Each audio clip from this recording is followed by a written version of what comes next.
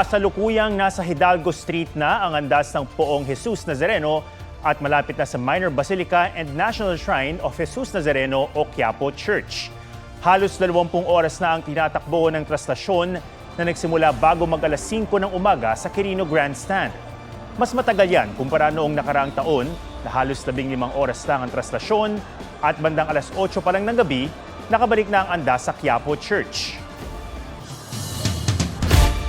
Inaabangan na ang pagbabalik ng Poong Jesus Nazareno sa simbahan ng Quiapo. Marami ang nag-aabang ng mga deboto na nagtiis sa mahabang pila para sa misa. May live report si Dano Tingkungko. Dano?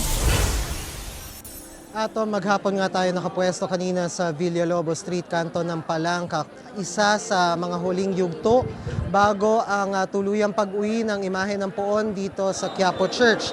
At doon nga nagabang ang maraming gustong masilayan at mabigyang pugay ang Poon sa huling pagkakataon bago ang kanyang pag-uwi dito sa simbahan. Simula alas 3 ng hapon, malayo pa ang traslasyon. Carlos Palangka mula kanto ng Villalobos hanggang lagpas sa Etxague at Carriedo, puno na ng mga nakaabang na mga deboto. Kumpulan na sa magkabilang bangketa. Yung iba pumipila papasok ng Plaza Miranda para dumalo sa misa. Pero saglit yan napurnada ang tahak ng ibang pasimbahan nang humarang ang mga pulis sa Villalobos, kanto ng Palangka. Alas 4 ng hapon, kalaunan, pinayagan din na tumuloy yung mga nakapila para magsimba dito sa Plaza Miranda, pero naging matagal at mahaba yung kanilang paghihintay. Minsan hindi pa gumagalaw. At habang kausap natin kanina yung ilan sa mga deboto na matagal ang hinintay para lang makapasok ng Plaza Miranda sa pag-asa makita ang imahe ng Poon at ang andas, biglang nagpulasan yung mga tao bandang alas 7 kaninang gabi. Sa pag-aakalang andoon na yung andas pero false alarm pala. Kaya balik sa bangketa yung ilan at tuloy ang paghihintay. At ganyan ang naging sitwasyon simula kaninang alas 7 hanggang sa mga oras na ito dyan sa panulukan ng Villalobos at Palangka. Puno na ng mga deboto yung bangketa, lahat ng yugto o lahat ng bahagi ng kalsada kakahintay lang sa pagdating o pinakaabangang pagdating nitong andas dito sa Quiapo Church. Atom. Maraming salamat, Dano Tingkungko. Mahigit 300 deboto na ang kinailangang bigyan ng atensyong medikal base sa pinakahuling datos ng Health Department. Sa gitna ng traslasyon, may nagrambulan at nagkagilian. Narito ang report. Ilang minuto pa lang ang nakalilipas mula nang umusad ang andas ng Poong Jesus Nazareno, nagkagulo ang ilang grupo ng mga deboto sa Katigbak Drive.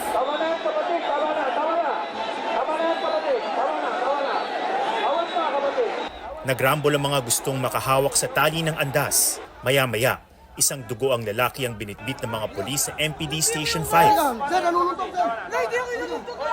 Ang nanay na ito, hinahanap naman ang dalawang anak niya na nawala raw. 14 years old saka isang 8 years old, si Precious Rain Arroque at saka si Alejandro Sausa Daport. Wala pang detalye kung nahanap na ang mga bata. Pagdating ng Ayala Bridge, nagkagilian ng mga debotong gustong salubungin ang andas. At mga nagbabantay na pulis.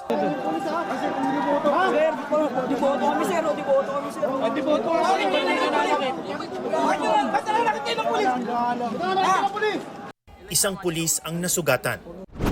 Sa tindi ng tulakan, nabunot ang poste ng street sign sa intersection Papalangka Street. Sa Fraternal at Arlegui Street, may mga kumagat pa ng lubid para makakuha ng hibla nito at ginawang tulay ang mga kapwa deboto. Ayon sa MPD, naputol din ang isa sa dalawang tali ng andas sa dami raw ng debotong humihila. May mga report din na tumatalo ng mga deboto mula sa bubong papunta sa andas. Sa San Sebastian Church, mahigit kalahating oras na naglagi ang andas para sa tradisyon na dungaw o ang pagtigil ng imahe ng Jesus Nazareno para sa kanilang pagkikita ng imahe ng kanyang ina, ang Nuestra Señora del Carmen de San Sebastian. Sa tila ng Department of Health hanggang kaninang alas 6 ng gabi, nasa 332 ang dinala sa mga medical station. Kabilang dyan ang mga nasugatan, nahilo at nagka-alta presyon. 17 ang kinailangang dalhin sa ospital. Sa gitna ng balyahan at tulakan, Tila natupad naman ng dasal ng isang namamanata nang tanggapin ng kanyang kasintahan ang kanyang wedding proposal. Matyagang naghihintay sa paligid ng Quiapo Church ang maraming deboto na hindi na sumama sa traslasyon ng Poong Jesus Nazareno. May live report si Darlene Kai. Darlene? Ato milyon-milyon yung mga debotong sumama sa traslasyon at nag-abang sa mismong mga rutang daraanan ng Andas, pero marami rin yung dumiskarte na lang para lang masilayan ng poon kahit mula sa malayo. Kung hindi mahulugang karayom ang mga deboto sa mga kasadang daraanan ng traslasyon, marami rin ang mga deboto rito sa Quezon Bridge. Hindi na sila sumama sa mismong prosesyon dahil may kasamang bata o senior citizen. Yung iba, may iniindang sakit gaya ng 77 years old na si Tatay Manny na dating araw ay pumapasan pa. Papasalamat ako hanggang sa ngayon, nakakayanan ko pa rin Tsaka yung mga nararamdaman ko nakabawas pa sa akin. Kanya-kanyang latag ang mga deboto sa gilid ng tulay. Sina Jasmine naglakad pa mula Pasay. Dito na sila naghintay dahil may kasama siyang 10 bata. Para rin masanay sila na ginagawa to taon-taon po pagka araw ng Black Nazarene. May mga debotong talagang nangahasumampa sa Andas sa kabila ng pakiusap ng simbahan, tulad ni JC. Di raw niya kasi mabali ang 15 taong panata niya. Pag kami naman po, sumampa po kami, hindi po kami yung nagtatagal pa po sa may Andas. Nagpapahid lang po kami ng panya, okay na po. Pero ang 72 years old na si Nanay Teresita, nahilo na. Unang beses daw niyang hindi masisilayan ng Poong Jesus Nazareno sa mahigit 6 na dekada niyang pagdalo sa traslasyon. Napapagod na, uuwi na ako. Dito na, dire-diretso na. Ano yung una ninyong balak? Ano sana mag-i-stop sana kaso ang daming tao Ang masidhing debosyon ng mga deboto, labis na hinangaan ng French photographer na si Jean-Marie. I feel great. So for me it's special because in Europe the religion decrease. Here for me this is the most Catholic country in Asia. So I'm very surprised. Pero kahit dagsa at hindi nauubos ang mga tao, matumal daw ang benta ng mga bimpo at t-shirt. Gantong oras nakauwi na ako nakaraan na taon nakaubos agad ako Ngayon? Wala Dahil siguro nagkaubusan na siguro ng pera. Kahit saan ang tumal na Marami ding nagtitinda ng mga tubig at pagkain gaya ng inihaw na pusit. Yan ay sa kabila ng pakiusap ng mga otoridad na iwasang magtinda ng mga pagkaing may stick para sa kaligtasan ng mga debotong nakapaa. Hindi, meron namang mga plastic, nilalagay sa plastic. Tapos dadampot nila isa-isa. Atom, nagpapatuloy yung oras-oras na fiesta masses dito sa Minor Basilica and National Shrine of Jesus Nazarene at dito sa Plaza Miranda. Labis na yung anticipation, yung excitement at pag-aabang doon sa pagbabalik ng Andas sa simbahan. Kaya kung nakikita nyo, pumupwesto na hindi lang yung mga pulis, kung hindi pati na rin yung mga hijos del Nazareno. Yan ang latest mula rito sa Quiapo. Balik sa'yo, Atom. Maraming salamat, Darlene Kai.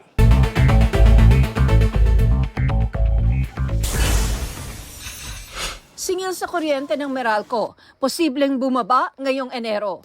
Bunso daw ito ng nakikitang pagbaba sa generation charge. Dating Vice President Jejomar Binay, anak na dating Makati Mayor Junjun Binay at ibang akusado, pinawalang sala ng Sandigan Bayan sa mga kaso kaugnay ng maanomalya umanong Makati Science High School Project dahil sa kakulangan ng ebidensya. Para yan sa 7 counts ng paglabag sa Anti-Graft and Corrupt Practices Act at 3 counts ng falsification of public documents. Tina Panganiban Perez, nagbabalita para sa GMA Integrated News. Pansamantalang nakalaya ang komedyante at aktres na si Rufa May Quinto. Yan ay matapos siyang magbayad ng 1.7 million pesos na piyansa para sa kinakaharap na 14 counts ng paglabag sa Securities Regulation Code. Nagkain din ang aktres ng not guilty plea sa kanyang pagharap sa Pasay City RTC Branch 111. Ibinasura naman ng korte ang motion for reconsideration and reinvestigation ng kampo ni Quinto. Naniniwala po ako na justice is very fair. So kaya uwi na ako, go home. Nakaka-nervous po lahat ng nangyari sa akin, nakakalungkot. Pero naniniwala po ako na ang katotohanan magpiprevail. And naiyak ako kasi ang sarap maging malaya. Ako po ay isang komedyante, hindi po ako negosyante. Kaya kahit kailan, hindi po ako nagnenegosyo. Humarap din sa korte ang kapwa-akusado ni Quinto sa reklamong paglabag sa Securities Regulation Code na si Neri Naig kasama ang asawang si Chito Miranda. Ipinagpaliban ng korte ang pagbasa ng sakdal sa kanya dahil sa nakabinding mosyon ng kanyang kampo. Naharap din si Naig sa reklamong syndicated estafa. Nagugat ang mga reklamo laban kina Quinto at Naig sa pagiging endorser ng skincare company na Dermacare na kumuha umano ng investments kahit hindi otorisado ng Securities and Exchange Commission. Matapos amining single siya, David Licauco nag-post ng venue for a date. Carla Abellana may pasilip sa final script reading ng Widow's War. Tiyak daw magugulat ang fans ngayong marireveal na kung sino-sino pa ang Palacios Killers at ang mastermind. Pagkatapos ng serye, balak ni Carla na magbakasyon sa Japan. BTS update. Dates, venue at iba pang special events sa upcoming solo tour ni BTS J-Hope nag-leak online. Jungkook in-unfollow ang lahat sa Instagram at nag-delete ng Threads account. Global pop star Taylor Swift nanguna sa Billboard's Top Artists of the 21st Century. Aubrey Carampel nagbabalita para sa GMA Integrated News. Humihingi ng tulong ang mga Pilipino sa Los Angeles sa California na apektado ng mga wildfire. Kabilang dyan ang isang Pilipinong nasunugan ng bahay. May report si Joseph Moro. Ano ba yan? Ayun o. Tanaw na sa paligid ng bahay ng Pilipinong si Davinson Brual ang wildfire sa Los Angeles County sa California sa Amerika. Ayun, likod ang bahay namin. Dasal-dasal kayo dyan. Pinaghalong kahel at itim na ang kalangitan dahil sa apoy at usok. Bundok yung nasusunog. Oo. Kwento ni Davinson sa kapatid niya si Dana, nahihirapang rumisponde ang mga helicopter dahil sa malakas na hangin na sanhi ng mabilis na pagkalat ng apoy. Wala. Ano yan? Lahat ng pundalo niyo, wala na. Nakalikas na si Davinson.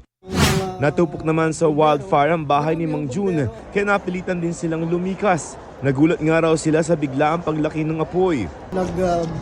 Susunog na yung likuran namin, which is the mountain. Humihingi siya ng tulong para sa kanyang pamilya pati na sa iba pang apektadong Pilipino roon. Medyo nangangailangan ho tayo ng kaunting tulong kahit ho mga kasuotan o kaya ho gamot o pagkain o tsaka ho matitirahan. Yun ho ang kailangan. Ayon sa Philippine Consulate General sa Los Angeles, maaaring tumawag sa kanila ang mga Pilipino na nangangailangan ng saklolo. Mula nang mag-umpisa ang wildfire noong Martes, mahigit 1,000 bahay at gusali na ang nasunog. Kabilang ang pagmamayari ng ilang Hollywood celebrity tulad ng mag-asawang Adam Brody at Leighton Meester. Heartbroken beyond words naman daw si Paris Hilton dahil nasunog din ang kanyang bahay sa Malibu. My thoughts and prayers are with everyone tonight. I'm really praying to stop soon.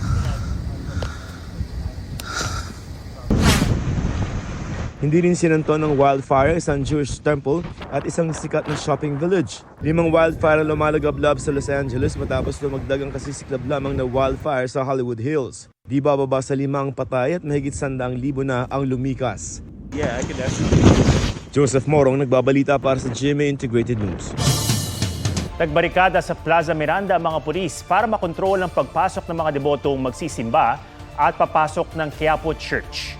May live report si Von Aquino. Von. Atong sabik na nag-aabang ang mga deboto sa pagdaan ng andas ng imahe ng Poong Jesus Nazareno sa Quezon Boulevard. Habang papalapit sa Quiapo Church ang andas ng imahe ng Poong Jesus Nazareno, unti-unti ring naghigpit ang mga pulis. Nag-human barricade sila sa Plaza Miranda para harangan ang mga posibleng tumawid sa railings papasok sa plaza. Binantayan din nila ang entrada ng simbahan sa Villalobos Street. Sabik naman na nag-abang sa Quezon Boulevard ang ibang deboto. Tulad ng magpinsa na sina Jojo at Rodolfo na dito na nagpahinga matapos raw nilang makahawak na sa lubid ng andas. Magangang pakiramdam. Parang nasabi mo sa kanya ng maayos.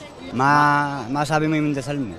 Malaking bagay kasi pag nakahawa ka sa lubid, lahat ng inihiling mo ibibigay niya. Ang mag-anak na Elihorde sa kalsada na rin humiga habang naghihintay sa andas.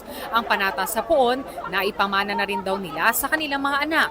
Siyempre sa pananampalataya nyo po, kahit maraming tao, sige, kakayanin. Basta malapitan lang si masamaan, pabalik ng simbahan. Ato binuksan ng mga pulis yung railing dito sa Plaza Miranda, doon sa bahagi ng Quezon Boulevard. Ito raw yung magiging labasan ng mga deboto pagdating nila rito sa Plaza Miranda at pagdating din nung andas ng Poong Jesus Nazareno. Atom? Maraming salamat, Von Aquino. Hindi maliliit at cute na little girls ang nag-enjoy sa pagsasaboy ng bulaklak sa isang kasalan, kundi mga bruskong lalaki. Yan ang Flower Boys. Mga kapatid sila ng bride at groom at nais mabigyan ng significant role sa kasal. Viral ang Flower Boys at hinangaan ng kakaibang idea ng entourage ng bagong kasal.